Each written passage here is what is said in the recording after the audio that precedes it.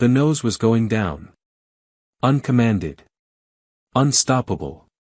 Captain David Reeves was pulling back with everything he had. Both hands. Both feet on the rudder pedals. Sweat pouring. Arms shaking. The aircraft wasn't listening. First Officer Karen Mills was on the radio. Voice controlled. Barely. Seattle Center, United 4471, we have a runaway stabilizer, we are losing pitch control, declaring emergency.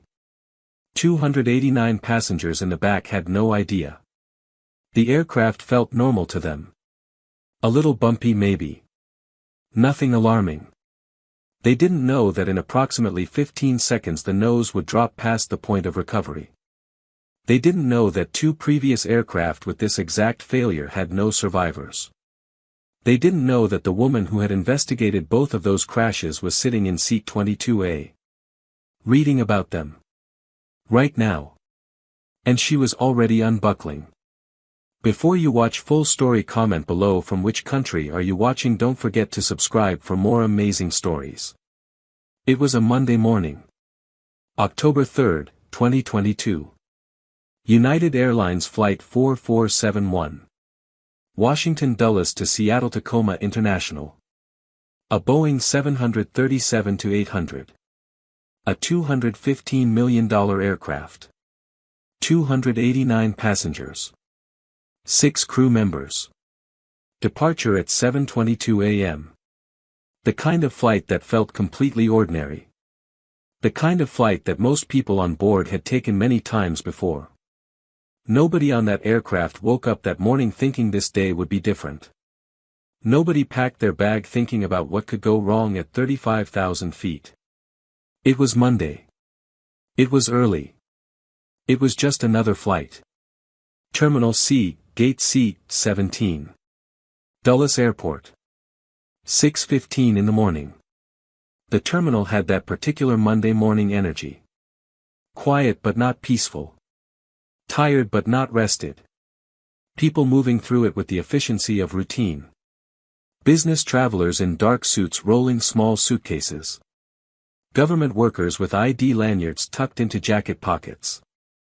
A few families moving in clusters, children still half asleep. Mostly solo passengers carrying coffee cups and laptop bags and the invisible weight of a work week that had already started before they had even left the ground. Maya Hartwell moved through the terminal the way she always moved through terminals. Without rushing. Without wandering. At the exact pace of someone who had learned over many years that airports punished impatience and rewarded calm. She had missed flights early in her career. She had learned. Now she arrived early. Always. She found her gate. She sat down. She opened her bag. She was 44 years old. Medium height.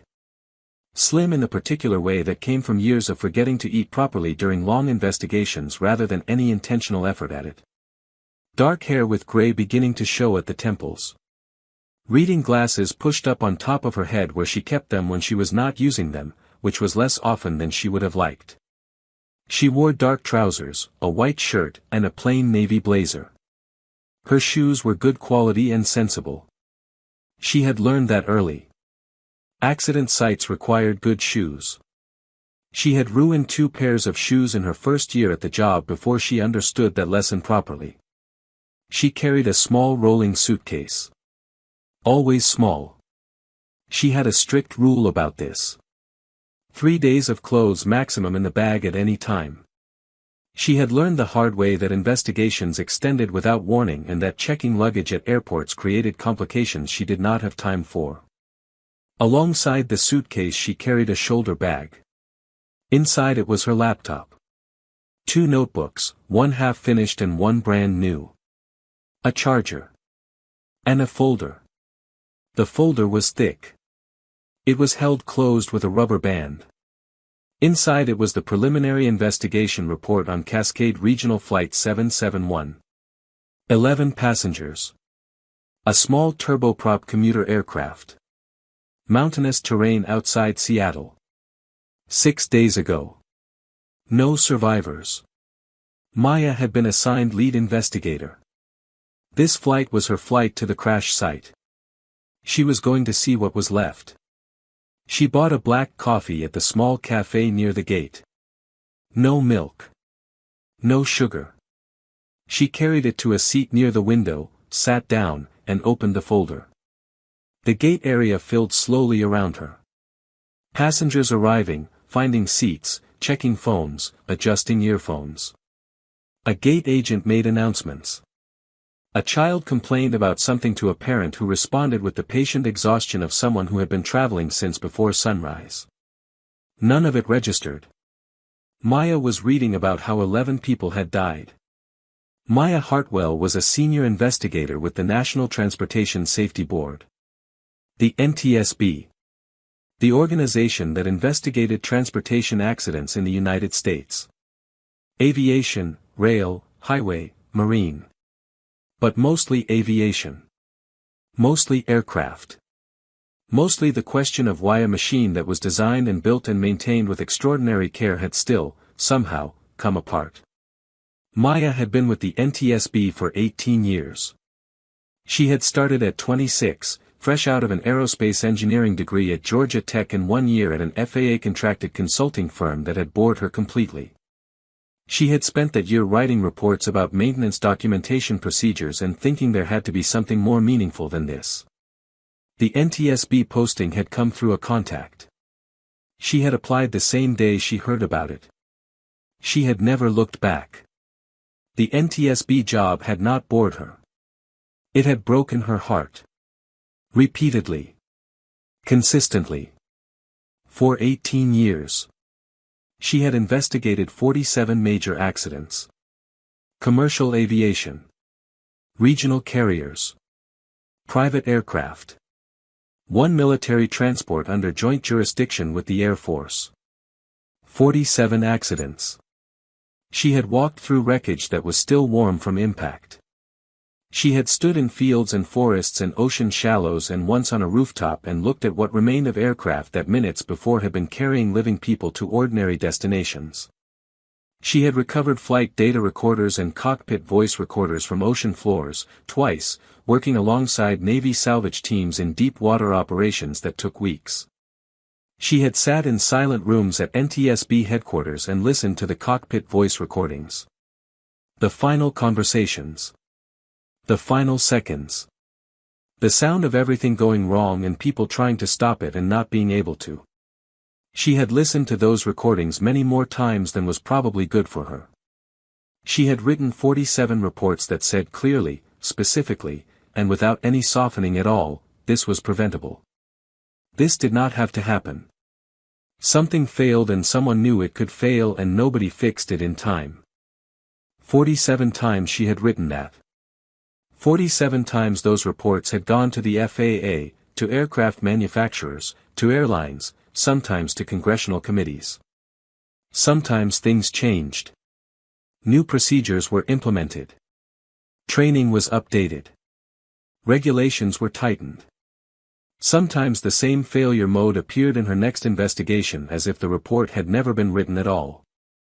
She kept going anyway. Because someone had to arrive after. Someone had to walk through the wreckage and understand why. Someone had to write the report that might, prevent the next one. Even if the next one happened anyway, someone had to try. That was the job. She had chosen it and she kept choosing it every morning when she opened a new file. She had never been inside an accident before it happened. She was about to be. The folder on her lap contained everything the preliminary investigation team had gathered in 6 days. Cascade Regional Flight 771. A Beechcraft 1900D turboprop. 19 seats. 11 passengers on board the morning it went down. A routine commuter run from a small regional airport into Seattle. The kind of flight that hundreds of people took every week without thinking about it. The aircraft had gone down during its approach. Mountainous terrain. Low visibility. The impact site had been located within hours. The recovery operation had been difficult. The preliminary data, collected quickly by the advance team Maya was now flying to join, pointed strongly in one direction. Stabilizer trim malfunction. Runaway trim. The horizontal stabilizer moving without any command from the pilots. Moving on its own.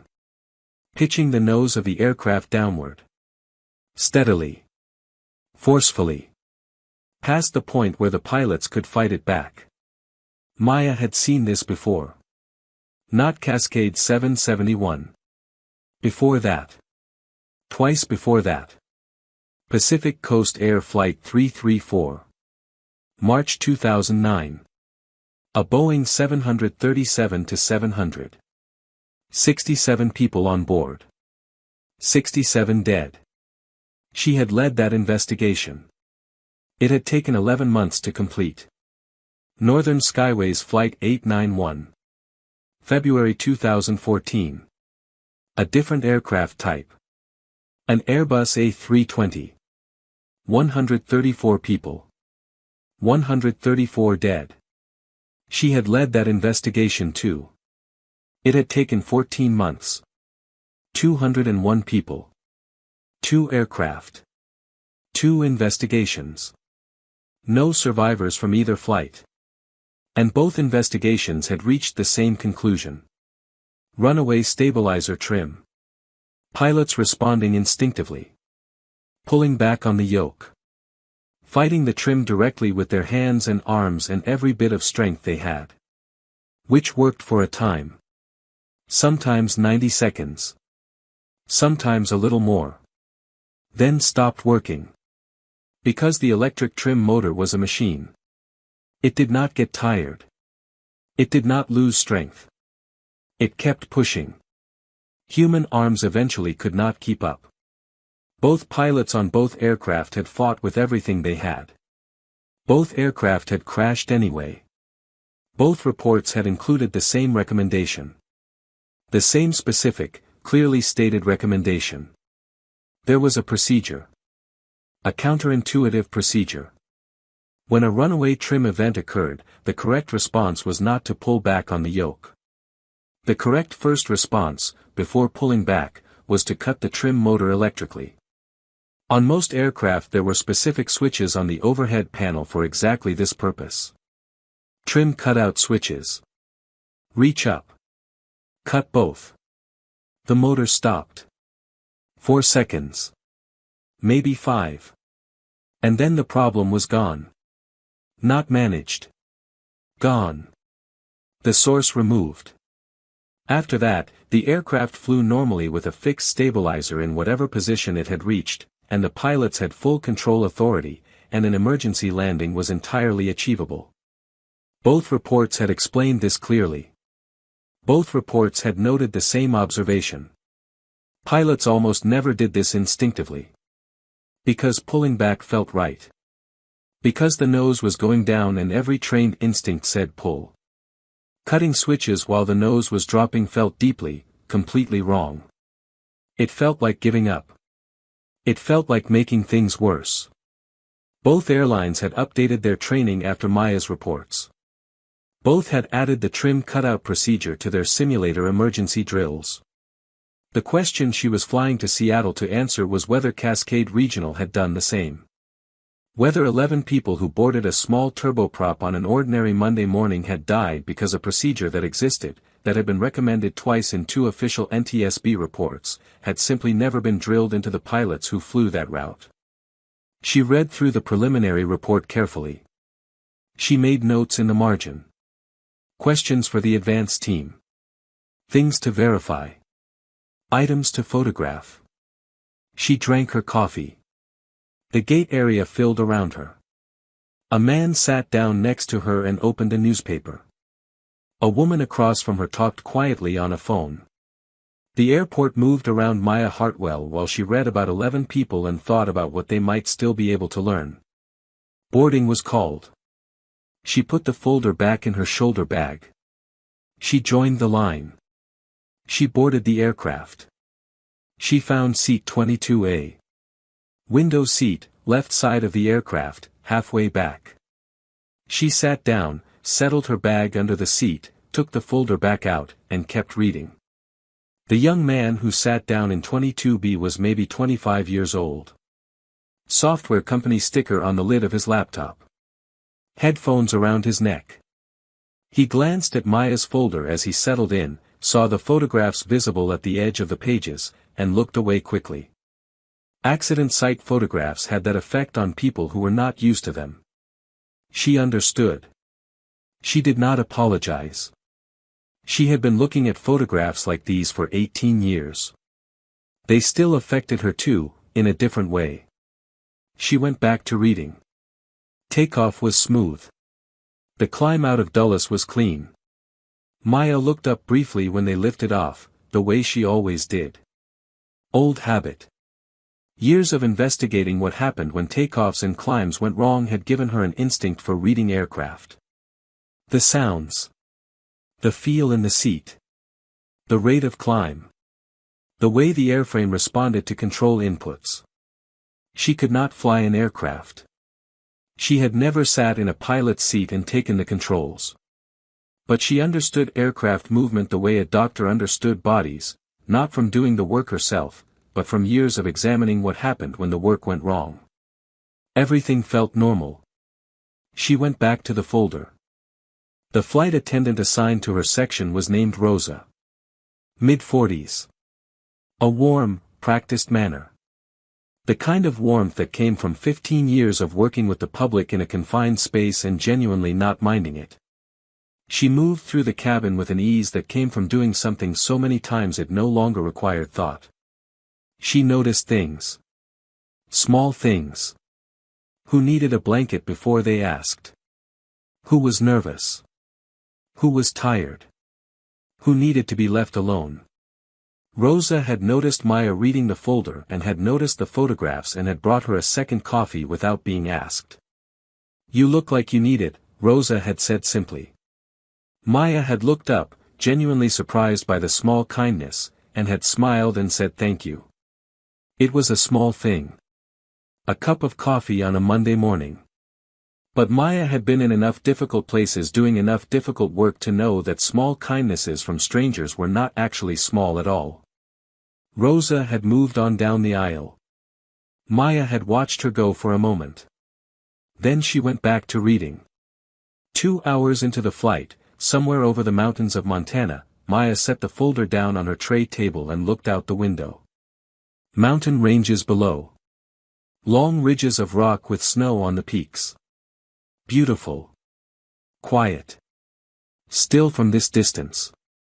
She had been to those mountains. Not those exact ones but mountains like them.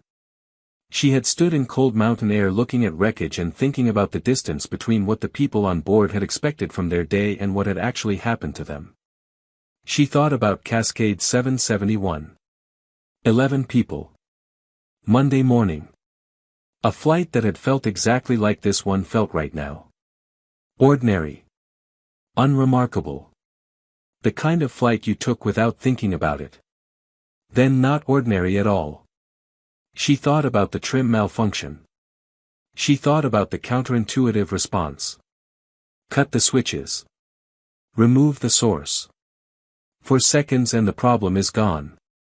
She thought about every pilot she had interviewed over 18 years, from the survivors and the crews of related flights and the people who had been through similar emergencies and recovered. How many of them had said the same thing? Said it in the same words almost. I pulled back. It was the only thing that made sense. It felt like the right thing to do. It always felt right. It was always the wrong thing. The human brain in a crisis reached for the action that felt like fighting. Cutting a switch did not feel like fighting. It felt like the opposite of fighting. And so pilots reached for the yoke and pulled with everything they had and exhausted themselves against a motor that did not get tired. She had written about this in 2 reports. She had thought about it for years. She picked up the folder again. Then she felt it. Subtle. Very subtle. A slight change in the attitude of the aircraft. A gentle nose-down tendency that had not been there a minute ago. She noticed it the way she noticed changes in sound in a room, not dramatically, not as an alarm, but as a difference. Something that had been one way was now slightly another way. She looked out the window at the horizon. Checked it against the wing. The nose was sitting a touch lower than it had been. She waited. She counted quietly. 10 seconds. 15. 20. The tendency increased. Slowly. But it increased. She looked at the wing again. She looked at the angle of the aircraft against the sky. She was not imagining it. Most passengers on this aircraft would feel nothing unusual right now. The change was too small. Too gradual. A person sitting in the middle seat reading a magazine would not notice anything at all. But Maya was not reading a magazine.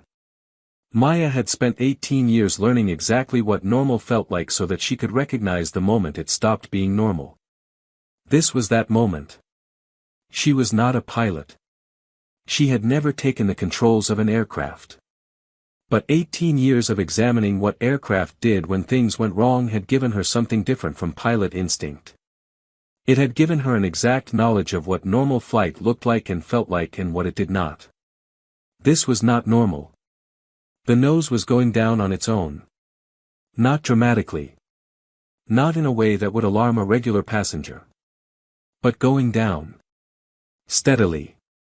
Without anyone asking it to. She looked at the seat pocket in front of her.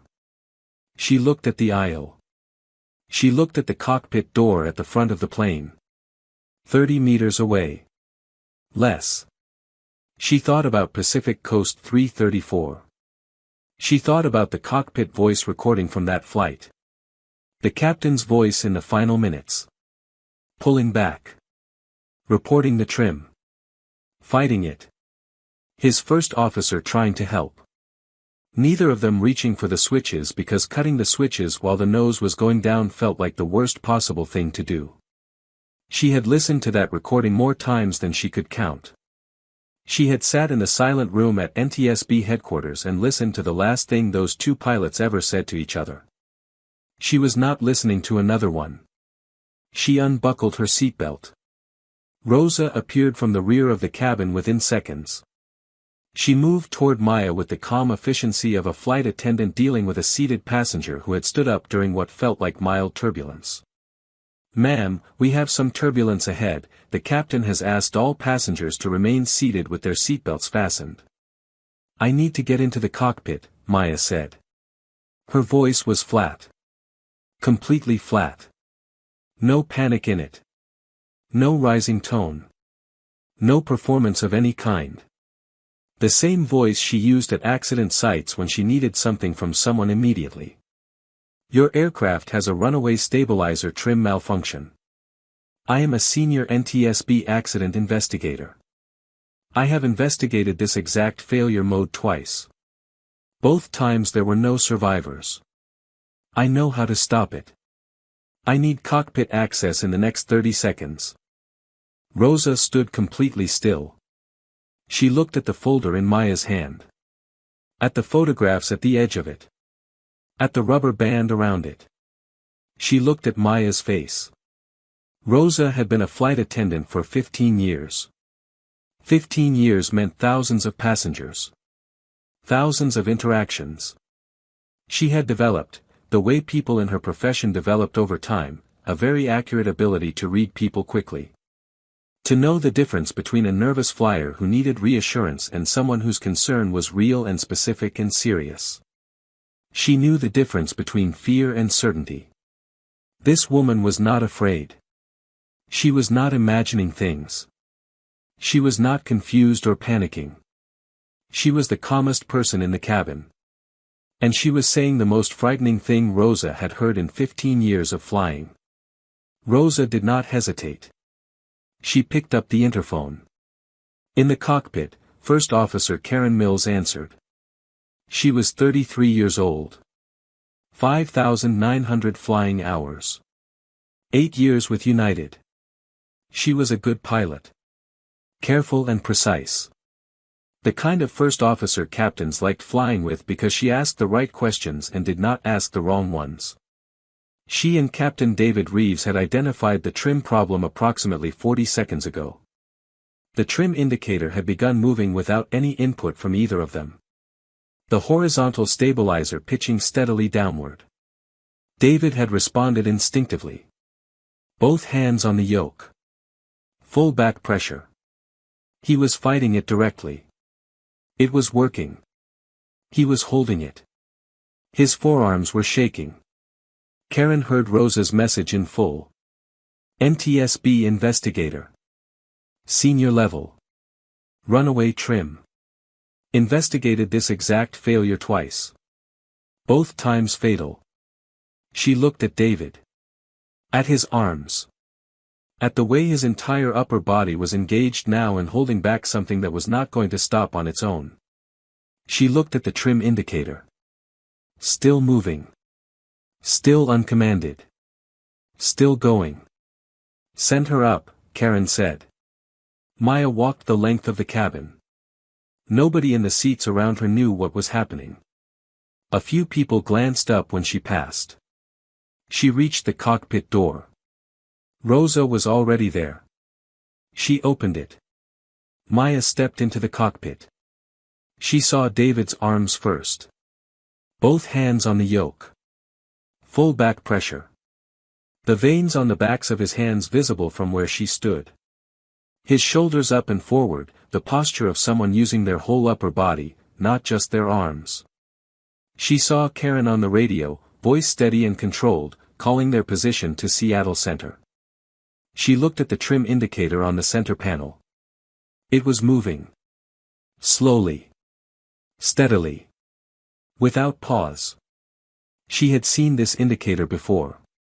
In 2 different reconstructions. In photographs from 2 accident sites. In the flight data recorder readouts from 2 fatal flights. She knew exactly what it was doing and she knew exactly where it was going and she knew exactly how long David had before his arms gave out. Captain. Her voice, the one she used when she needed to be heard clearly and immediately. My name is Maya Hartwell. I am a senior NTSB accident investigator. I have investigated this exact failure mode twice. Pacific Coast Air 334 in 2009 and Northern Skyways 891 in 2014. Both were runaway trim events on commercial aircraft. Both were fatal. Every person on both aircraft died. I know what stops this. David turned his head. Just enough to see her. A woman in a navy blazer. A folder under her arm. Standing in his cockpit at 35,000 feet. I don't need, he started. You are fighting the trim directly, Maya said. It feels correct. It felt correct to the captain of Pacific Coast 334 also. It worked for him for about 90 seconds. Then it stopped working. His arms failed before the trim motor did. I have read the transcript of his final 4 minutes. He was doing exactly what you are doing right now. The aircraft crashed. She paused 1 second. Your arms will fail before the motor does. It is not a question of strength. It is not a question of effort. The motor does not get tired. You do. Karen had stopped transmitting. She was completely still beside David. David's arms were shaking harder now. The yoke required his full body weight. He could feel the difference between what he had been holding 2 minutes ago and what he was holding now. It was getting worse. What do I do, he said. Not a question. Not a request. The flat statement of a man who had already understood that the answer he was using was not going to be enough and who needed a different one immediately. Trim cutout switches. Overhead panel. Both of them. You cut the trim motor completely. It takes 4 seconds. After that the stabilizer is fixed in whatever position it is in right now and you are flying a normal aircraft with full control authority. You can manage that. You can land that. But before you cut the switches you have to release back pressure for 2 seconds. The nose will go down. You have to let it go. 2 seconds. Then you cut. Then it is over. I cannot release. 2 seconds, Maya said. The same tone. Flat and steady. If you do not cut those switches, your arms will fail completely in approximately 3 to 4 minutes. When that happens, the nose drops anyway. Except at that point the trim motor is still running and the stabilizer is still moving and you have no control at all. 2 seconds of nose drop now and you save this aircraft. Or you hold for 4 more minutes and the aircraft is lost. Those are the choices. Karen was already looking at the overhead panel. She had known where the trim cutout switches were since her type rating course. She had practiced reaching for them in simulators. She had never cut them in actual flight. Nobody cut them in actual flight. It was one of those procedures that lived in simulator training and emergency checklists and the theoretical knowledge that underpinned a pilot's license. Not something you did. Not something that felt real until this moment, in this cockpit, with a woman from the NTSB standing behind the center console telling her that the only thing standing between 295 people and the ocean floor was 4 seconds and 2 switches. 2 seconds, Maya said quietly. Then it is over. David looked at his arms. He could feel them. The burn in the forearms. The way the effort was compounding. He was 51 years old and had been flying for 26 years and he had 17,000 hours in his logbook and he had handled emergencies before. Hydraulic issues. Engine failures. A bird strike that had required an emergency landing in Denver. He had handled all of them correctly. He had done the right thing every time. And the right thing had always felt like the right thing while he was doing it. This did not feel like the right thing. Releasing pressure while the nose was going down felt like surrender.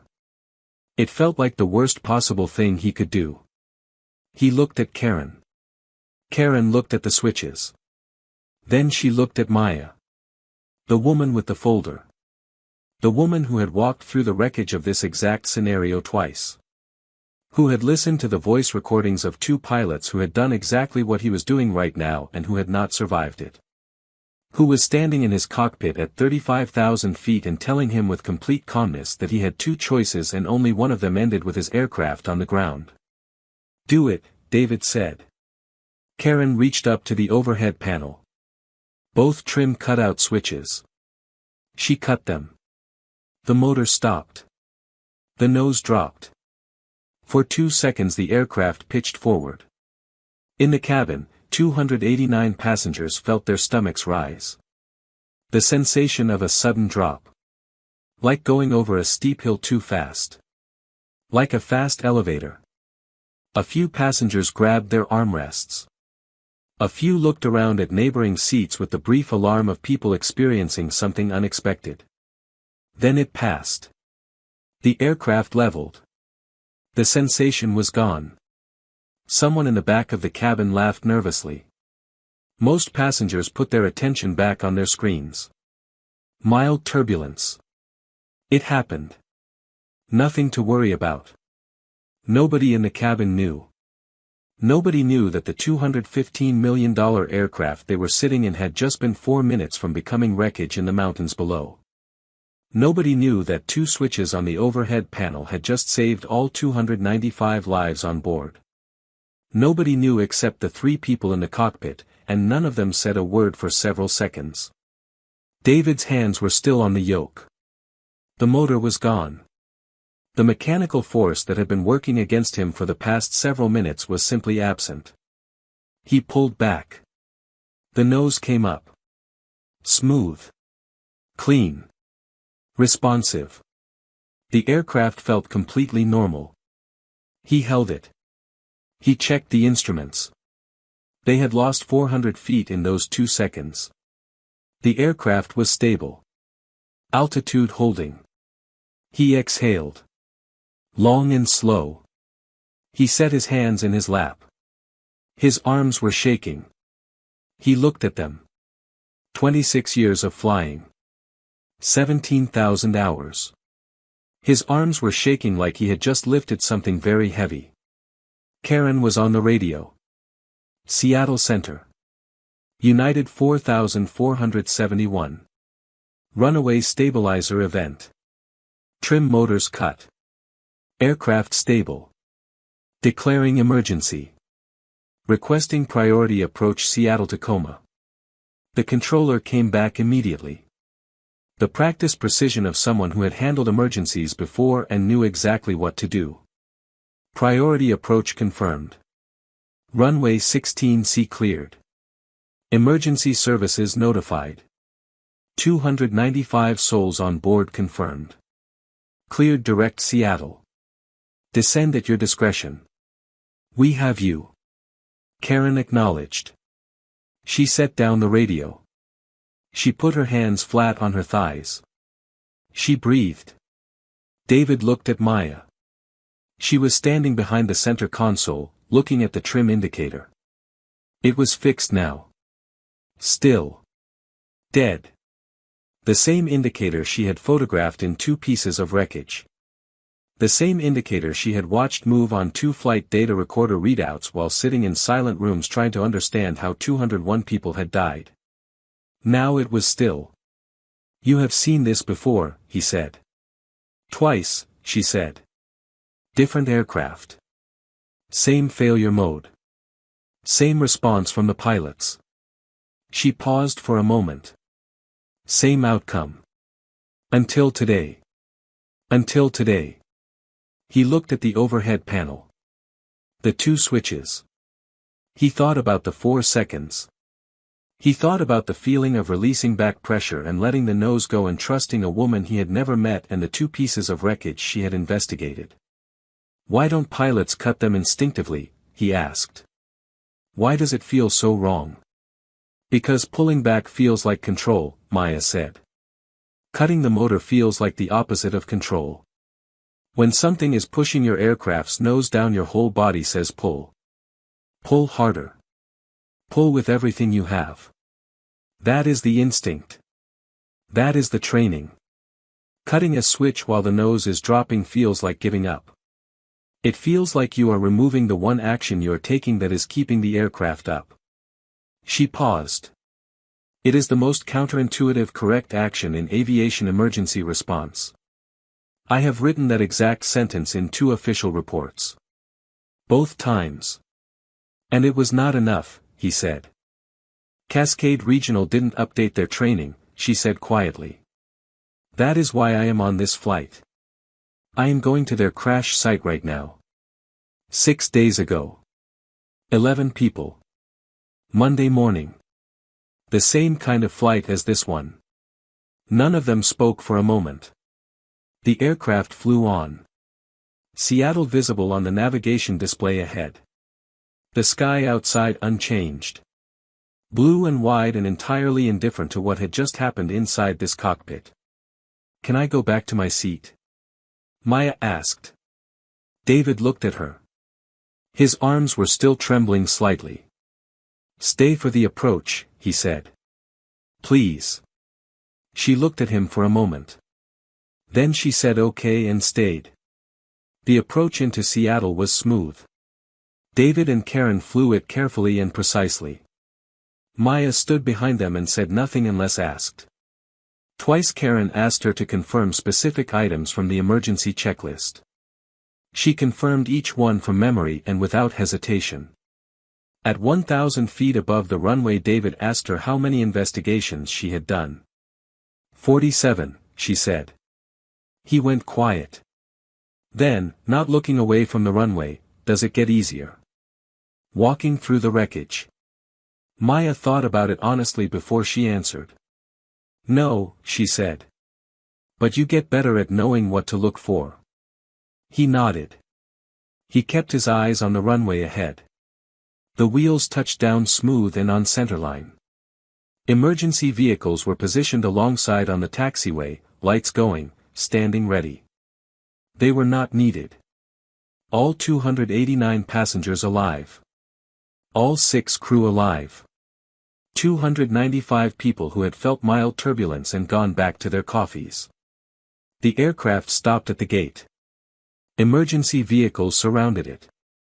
Passengers deplaned slowly, confused by the unusual response and the vehicles outside the windows. They asked the flight attendants what had happened. Rosa answered each one the same way. A technical issue. It was resolved. Everyone is safe. The passengers moved through the jetway in ones and twos, already back on their phones, already thinking about the meetings and the appointments and the Monday that was still waiting for them on the other side of the terminal. Maya waited until the cabin was mostly empty. She stood, collected her shoulder bag, and walked off the aircraft. Rosa was near the door. "Thank you," Rosa said. Simple and direct and complete. Maya nodded. She walked down the jetway. David caught up with her at the gate. He was still in uniform. Still slightly pale. He said her name and she stopped. He stood in front of her. The man who had been pulling back with everything he had. Whose arms had been shaking. Who had let the nose of his $215 million aircraft drop for 2 seconds because a woman with a folder told him it was the only way to save it. "I have been flying for 26 years, he said. "I have never had to trust a stranger in my cockpit." "I know," she said. "I am glad it was you." She held his gaze steadily. "Update your training," she said. The trim cutout response. "Drill it until your hands reach for those switches before your brain has finished telling them to. Make it instinctive. Not a procedure you remember under pressure. A reflex. Something your hands do before you think." She paused. "Tell your airline. Tell every captain you know. Tell your first officers and your training department and the people who write your simulator scenarios. I have written this recommendation twice in official reports. It did not reach everyone it needed to reach. You can reach pilots I cannot." He nodded. He understood exactly what she was asking of him. She picked up her bag and walked toward the exit. 2 hours later she was standing in a field outside Seattle. The wreckage of Cascade Regional Flight 771. Still cordoned with yellow tape and investigation flags. The careful geometry of an active site. Her advance team was already there. 2 junior investigators. A structures specialist. A propulsion engineer. They looked up when she came through the perimeter. One of them asked how her flight was. Making conversation. "The way you did." "Fine," she said. "Show me the stabilizer assembly." They led her to it. She crouched down next to the trim mechanism. The failed motor. The position the stabilizer had been in at the moment of impact. The metal was bent and cold and dirty. But the story it told was completely clear. She had read this same story twice before. Different wreckage. Different field. Different weather. Same motor. Same position. Same failure. Same outcome. She had walked through 2 other fields like this one and written 2 other reports and made 2 other recommendations, and 11 more people had still died in a field outside Seattle 6 days ago on a Monday morning. She photographed the mechanism from 4 angles. She made notes in her small careful handwriting. She stood up slowly. She looked at the rest of the wreckage around her. 11 people. Monday morning. An ordinary commuter run. The same failure. The same instinctive wrong response.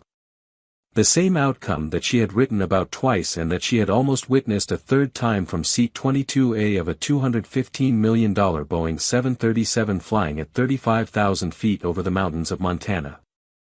She thought about David Reeves's arms shaking on the yoke. About 4 seconds. About 289 people who had felt a stomach drop and gone back to reading their emails. She opened her notebook to a fresh page. She wrote the date and the case reference at the top. Then below the official heading, in her own handwriting, she wrote, "Today I was inside one before it happened." It worked. She closed the notebook. She got back to work. 3 weeks later the NTSB released the preliminary report on United Airlines Flight 4471. Standard technical language. Precise and factual the way NTSB reports always were. Runaway horizontal stabilizer trim event. Crew response effective following passenger assistance. Trim motor cutout procedure executed successfully. All 295 souls aboard unharmed. Passenger identified as senior NTSB investigator with direct experience of 2 previous fatal events involving identical failure modes. NTSB recommends immediate review of trim cutout response training across all 737 operators. Instinctive execution of this procedure should be verified across all active pilot certifications without delay. United Airlines implemented updated training within 6 weeks. 14 other carriers followed within 3 months. The recommendation had something attached to it now that previous recommendations had not. A real flight number. A real crew. A real $215 million aircraft that had come 4 minutes from the same end as Pacific Coast 334 and Northern Skyways 891 and had not reached that end for one reason. The airlines found it harder to defer. Harder to schedule for next quarter. The report was about a flight that had happened last month, not an accident from 8 years ago. Maya did not give interviews. She did not speak to journalists. She finished the Cascade Regional investigation and released the final report 8 weeks after the crash. CUS confirmed. Stabilizer trim malfunction. Training deficiency. Counterintuitive response procedure not drilled to the level of instinct. The report's final paragraph read, "This failure mode has now resulted in 3 events within the NTSB's recent investigation history. Cascade Regional Flight 771 resulted in 11 fatalities. Pacific Coast Air 334 resulted in 67 fatalities. Northern Skyways 891 resulted in 134 fatalities. A 4th event, United Airlines Flight 4471, resulted in 0 fatalities. The difference between the 4th event and the previous 3 was not the failure mode. The failure mode was identical in all 4 cases. The difference was the presence of specific knowledge about correct counterintuitive response at the critical moment. Training is that knowledge. Drilling is that availability. This report recommends both, urgently, specifically, and without qualification. 212 people died before this procedure became instinctive on one aircraft. 212 is enough. David Reeves sent Maya a letter. It arrived at her office in Washington 3 weeks after the flight. 3 paragraphs. The last one said, "My arms stopped shaking after about a week. I have been back flying for 2 weeks now. Every pre-flight I check the trim cutout switches by name and by touch. Every simulator session I request a runaway trim scenario. I drill it until cutting those switches is the thing my hands do first, before anything else. You told me to update my training. I did. I also told 12 other captains I know personally. 3 of them have already started drilling the procedure with their first officers in their own sim sessions. I do not know if that is enough. But it is what I can do from where I am. Thank you for being in seat 22A. Maya read the letter at her desk in Washington. She read it twice.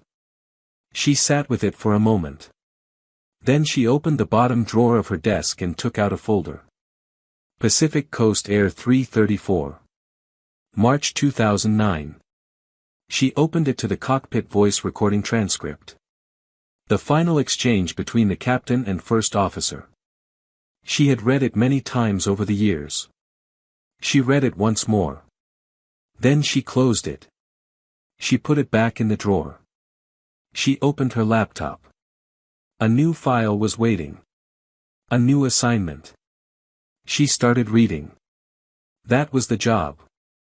Someone had to arrive after. She had arrived after 47 times. She had arrived before once.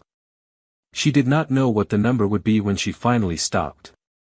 She knew it would not be today. The work continued.